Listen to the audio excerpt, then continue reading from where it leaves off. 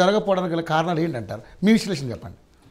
ఇప్పుడు మీరు అన్నారు కదా, పొలిటీషియన్ కనుక ప్రాపర్గా అంటే పెరోకియల్ ఆర్ నేరో మైండెడ్నెస్ కనుక పెట్టుకోకుండా బ్రాడ్గా ఆలోచించి సొసైటీ గురించి కనుక ఆలోచిస్తే చాలా వరకు మంచి జరుగుతుంది.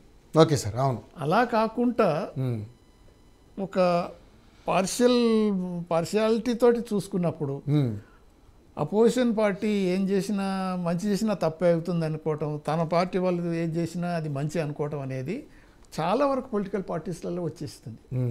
అది వచ్చింది. అందుకని ఇప్పుడు అదే మీరు అన్నారు, ఇప్పుడు ఏది ఏ పార్టీ కూడా ఈ విషయంలో ఎందుకు స్పందించలేదు, ఎందుకు కండెమ్ చేయలేదు, అది మీరు అన్నారు కదా. అంటే హరితాస్ మన ఉత్తరప్రదేశ్లో కూడా అది పెద్ద కేసు జరిగినప్పుడు అది పొలిటీషియన్ మిశ్రా మా కొడుకు పోయి వాళ్ళను ఎజిటేషన్ చేసే వాళ్ళ మీద బుల్డోజర్ వెహికల్ ఎక్కించి చచ్చిపోయినా కూడా మళ్ళీ ఆ మినిస్టర్ కూడా ఏం కాలేదు. అక్కడ ఉన్న దళిత అమ్మాయి మీద అదేం జరిగినప్పుడు కూడా పాత్రికేయులు పోతే వాళ్ళని కూడా అరెస్ట్ చేయడం. అదే చెప్తున్నాను, ఇవన్నీ ఎలా జరుగుతుందని అంటే పొలిటికల్ పాయింట్ ఆలోచించేటప్పుడు తను చేసింది అన్ని కరెక్టే ఉంటుంది, ఎదుటివారి పార్టీ చేసింది అనేది తప్పులు ఉన్నాయి అనేది ఏదైతే భావన వస్తున్నదో అది సరైనది కాదు, ఏ పార్టీ చేసినా.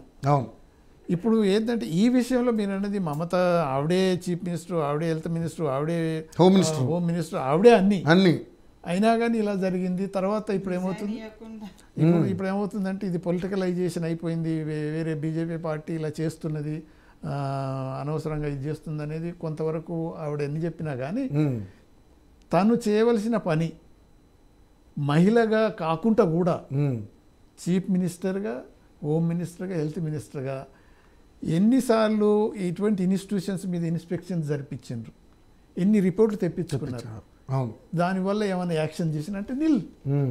అంటే దానివల్ల ఏంటి, నెగ్లెక్ట్. తర్వాత ఇంకేంటంటే కొంతవరకు ఇన్ని హీనియస్ క్రైమ్ జరిగినా దాన్ని కవరప్ చేయనీకి లోకల్ పోలీసు సిట్ ఏర్పాటు చేశారు. ఆఫ్ కోర్స్ హైకోర్టు ఇప్పుడు ఆర్డర్ ఇచ్చింది, సిట్ కూడా వాళ్ళ ఇన్వెస్టిగేషన్ వాళ్ళు చేయొచ్చు. తర్వాత సిబిఐ ఒక విధంగా, ఇప్పుడు సిబిఐకి లోకల్ సిట్కు కొంతవరకు కాంట్రవర్సీస్ ఏర్పడ్డాయి. మళ్ళీ అందులో అదొకటి ఉంటుంది మళ్ళీ అక్కడ. ఎందుకంటే వాళ్ళు ఏమంటున్నారంటే 5 రోజుల తర్వాత మేము ఆ యాక్సిడెంట్ జరిగిన ప్లేస్కి పోయేసరికి ఎవిడెన్సెస్ అన్ని తారుమారు చేశారు. అందుకని మేము ఇమీడియట్లీ నెక్స్ట్ డేనే తారుమారు అయిపోయినట్టు. అక్కడ ఉన్నటువంటి ఆ వాళ్ళు కూడా ఏదో కట్టేశారంటే ఇమీడియట్గా అక్కడ అసలు ఏం ఆనవాళ్ళు లేకుండా చేసేసారంటే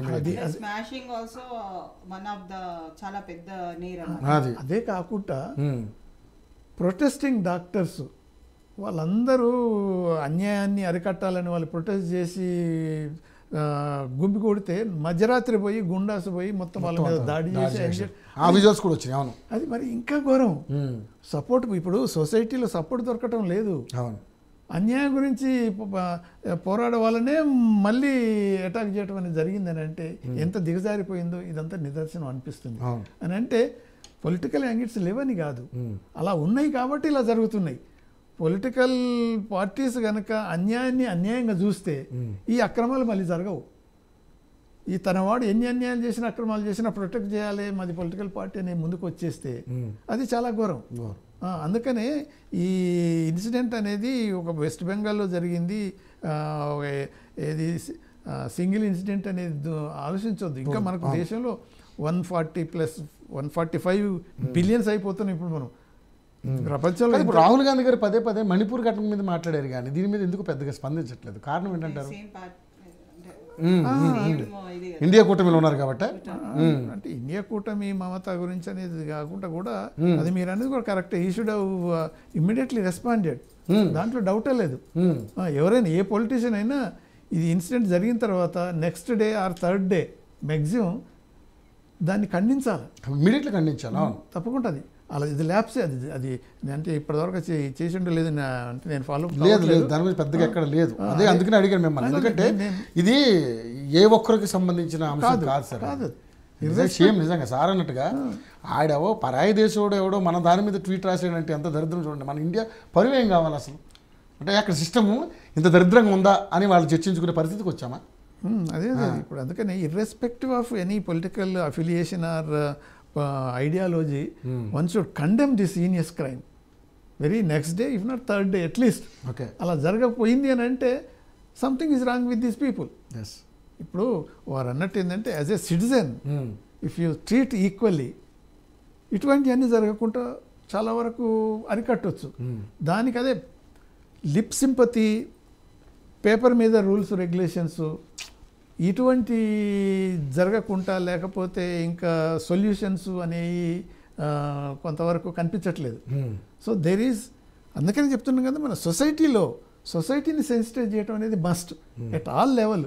చిన్నప్పటి నుంచే ఈ విధమైన ఇప్పుడు చూశారు కదా డ్రగ్స్ స్కూళ్ళల్లో అంత గంజాయిలు అని పెట్టుకోవటం వల్ల అంటే వాడు ఎలా మారిపోతుంది, సొసైటీ ఎలా మారిపోతుంది. డ్రగ్ కల్చర్ సారన్నట్టుగా అమ్మో విపరీతం. అంటే నిజంగానే అసలు ఇన్ని కేసులు బయటపడుతున్నాయి కదా, ఒక్కళ్ళని అరెస్ట్ చేశారా సార్ నిజంగా?